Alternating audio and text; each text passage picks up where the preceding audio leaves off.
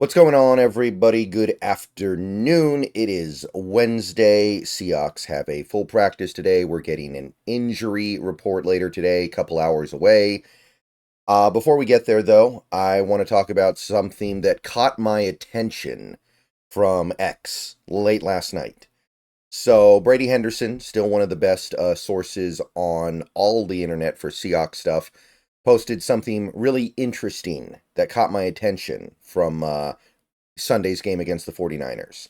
And it has to do with the offense now. And you guys might remember on, I believe it was Monday, I posted a video about how Mike Macdonald was adjusting. Mike Macdonald had made adjustments to the defense, along with a guy like an Aiden Byrd, and the players themselves have made adjustments with, well, the players that we have, right? Like Ernest Jones, Tyrese Knight, and the adjustments so far through those two games have really worked. They played two good games in a row against division rivals, and it seems like through that, Mike Macdonald is showing that he is the guy because he knows how to basically account for the players that he has. And this is something that I talk about sometimes. You don't always have the roster that you want. You have to work with the roster that you have. So let's look at the same consideration on the other side of the ball, the offense, where this is a little more interesting, right? Because you look at a guy like a Mike Macdonald, he is going to be the Seahawks head coach for at minimum 2 years, right?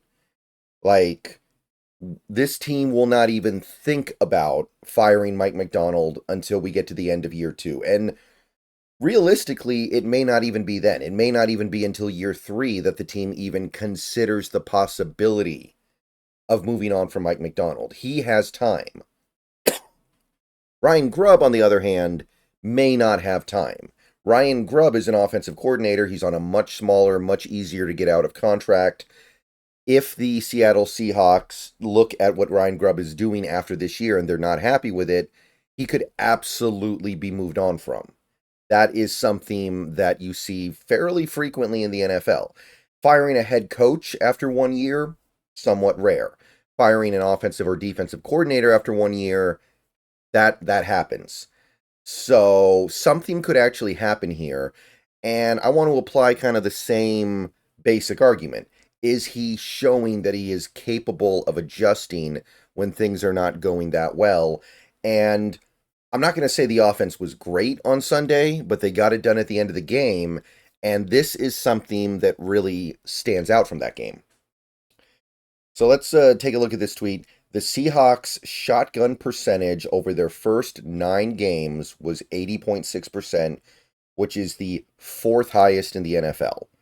So they were in shotgun more than almost any other team. Some of that is because they're behind a lot. Some of that is because they can't run the ball. I understand that. Some of it is circumstantial. But you can throw the ball from under center, right? You can still have a running game. You can still have a balanced attack in theory from shotgun or under center. You're not married to do one or the other thing just because you're lining up in shotgun or under center. In the first 49ers game, which the Seahawks obviously lost in week 6, the shotgun percentage was 83.6. Very, very high. If you were to compare it to every other team's shotgun percentage over the whole season, it would be very close to number 1. In this game against the 49ers on Sunday, the most recent game, 67.8. So right around 2/3 of their snaps were in shotgun, which is their second lowest rate in any game this year. Now, it's one game. It could easily be a fluke. It could easily be an aberration. We got to give this time to marinate and see if it remains consistent over the next couple games. But is this maybe the adjustment? Because the interesting thing is, I actually did a little bit of research here. Found this article on Lions Wire, the USA Today Lions page. And they wrote this article right after the Super Bowl, or maybe it was right before the Super Bowl. It was after the 2023 season was done in terms of the regular season. And their article right here claims that in today's NFL, which is last season, over 83% of all offensive snaps come with the quarterback in some form of shotgun. Over 83% on average. So if that is true, and this is also true, that means that shotgun formation is seeing a little bit of a regression in 2024. It's actually, maybe you wouldn't even call it little. It's actually a significant one, because if you go from 83% on average to 80.6 now being the fourth highest, that means teams are getting under center a lot more than they were last year. But the Seahawks were one of the teams that really weren't. They were still maintaining the over 80% rate of shotgun that we saw from apparently the whole league in 2023. So, is this the adjustment? Is this the thing that needs to change? Is this something that Ryan Grubb is going to bring in the second half of the year to show he is the right guy? I think that most people understand that a lot of these hotshot play callers and offensive coordinators in college football, one of the problems that they run into is that they want to be in shotgun all the time. This was something that Cliff Kingsbury did, and I think there is a school of thought that you cannot win at the highest level in this league if you never go under center. Now, it is worth noting that, as this article points out, there are some quarterbacks in this league, like Jalen Hurts and Joe Burrow, who take basically every snap from shotgun. And those are two quarterbacks that have made a Super Bowl in recent years. So maybe that school of thought is starting to go away. But it is worth noting that neither of those quarterbacks won the Super Bowl, I suppose. They both got so close, I don't know if you really want to hold that against them and say that's evidence that a shotgun only offense can't win.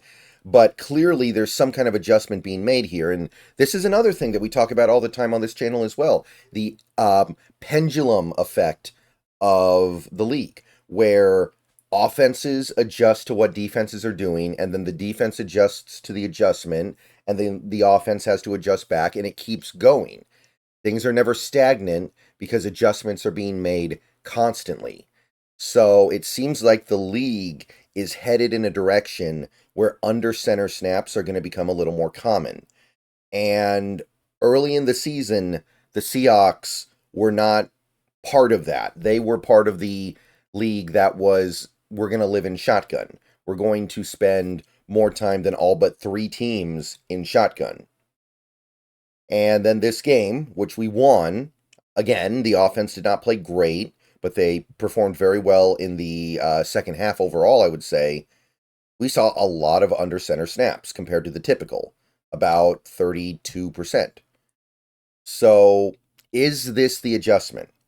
Is this Ryan Grubb going, okay, I get it, I'm in the NFL now? Because in college, Ryan Grubb was in shotgun about 81% of the time, which is almost identical as his first 9 games here in Seattle. And then at Fresno State, when he was the OC there, it was about 79%. So is this him learning that the NFL is a little bit of a different beast and you have to be able to go under center every now and then?